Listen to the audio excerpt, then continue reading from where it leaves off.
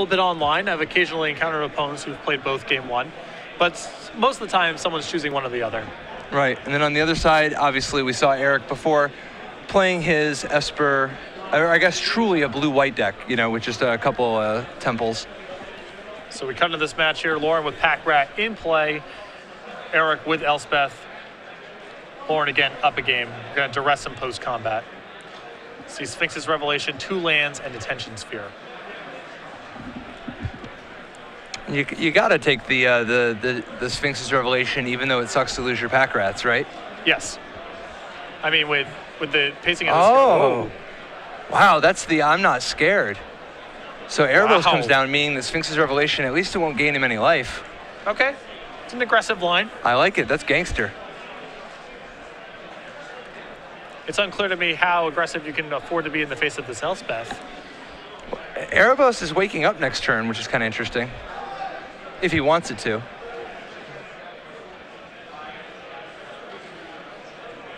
Eric has drawn a Azorius Charm, which could blow this whole thing up potentially.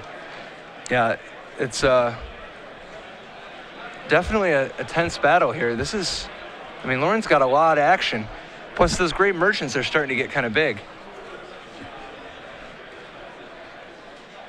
Of course, Detention Sphere is very good against Erebos as well, so maybe Definitely. Lauren's happy to say, I get my card drawer and you get yours.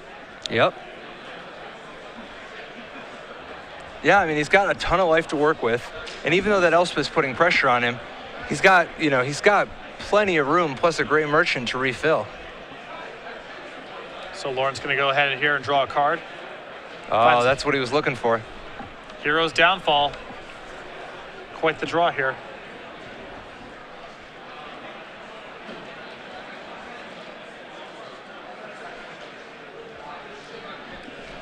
We shall see how Lauren wants to proceed. Goes after Elspeth with his 2 Pack Rat tokens. He's trying to draw out 2 of the tokens, get him to chump. Which it looks like he will be successful. Well, Eric may want to try to push on a bigger block here. It's hard to do in the face of these Mutavaults, but he may want to try to gang up on 1 rat. Definitely.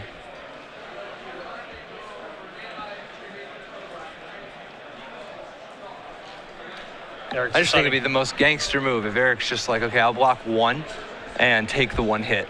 Yeah. You got to be real confident to make that your line. Eric gonna go with the simplest path here and simply double chump each rat.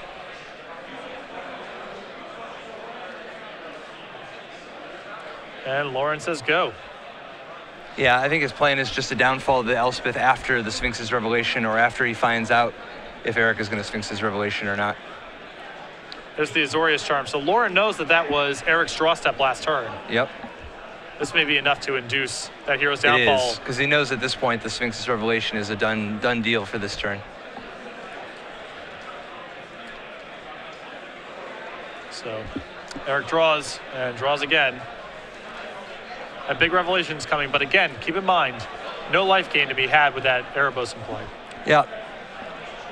The upside, of course, he's got plenty of life anyway, but what he needs to do is find another Detention Sphere or a Supreme Verdict to try to slow down this rat infestation.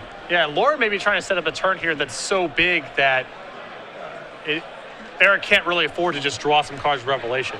I mean, he could be looking at a lot of damage this turn. So Lauren draws at the end of the turn, untaps and draws again. And we may see something here like a pre-combat Gray Merchant. Yeah, because I mean, if you make the rat first, if you make 1 rat and then a Gray Merchant, I mean, that's a pretty big drain. And Erebos actually gets in there. It's a ton of damage. Yeah, we're talking Trinity Force levels of damage. Yeah.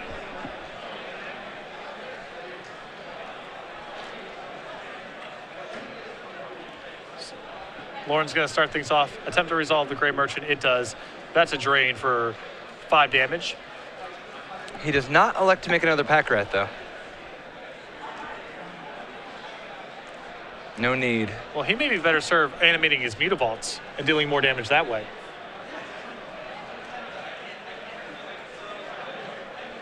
He's going to animate 1 Mutavault.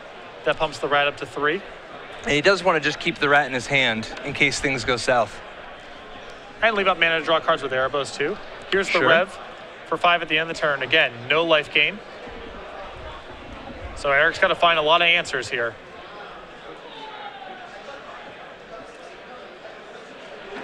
Keep in mind, Lauren also with a lot of Mutavaults in play as well.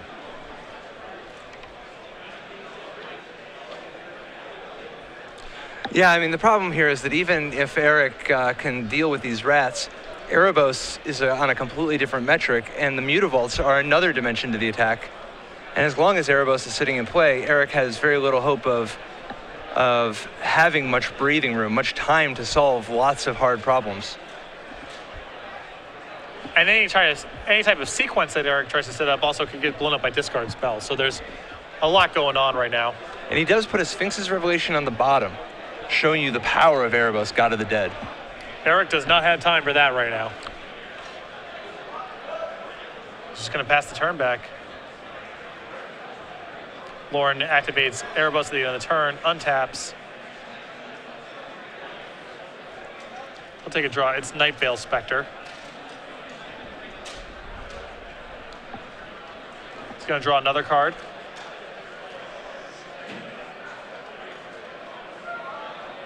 He draws Duress.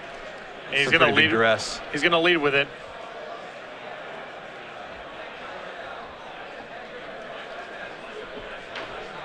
Eric will likely dissolve this.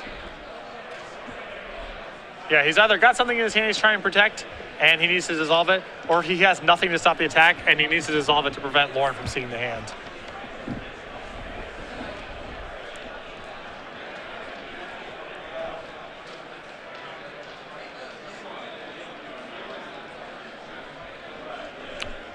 We might be looking at some combination of Azorius Charms and Celestial Flares out of Eric Rill. He has Chump Block with Mutavault as a possible option as well. What Lauren has to think about right now is just as low as it is, whatever percent chance that Quicken Supreme Verdict is left over in Eric's hand. Right. I think that's probably what's going on in his mind right now. Yep. Certainly most people don't play Quicken, and Eric doesn't either, but you can never be sure. Enough people are out there doing it that, you know, you got to factor in. Yeah. For example, if Lauren, the obvious play here is for Lauren to just go, animate all my Mutavaults, attack you. But if Quicken Supreme Verdict is there, that's a big risk. But he decides to do it. And here comes an attack.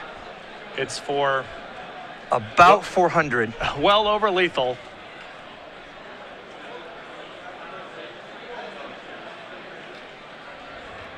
Yeah, the pack rats are each 5/5s because of the Mutavault, so 5, 10, 16, 21, 23 coming across. It's a lot. The short version is it's a lot of damage. Yeah, the main thing, he needs at least 3 answers. He doesn't have it, and that is the match. Lauren Nolen wins 2-0 versus Eric Rill. The card advantage route, really critical for being the control decks. Underworld Connections, Erebos, something along those lines. Yeah, I mean, having all those discard spells combined with all the necroing of Erebos, God of the Dead, a very powerful game plan against control. So Lauren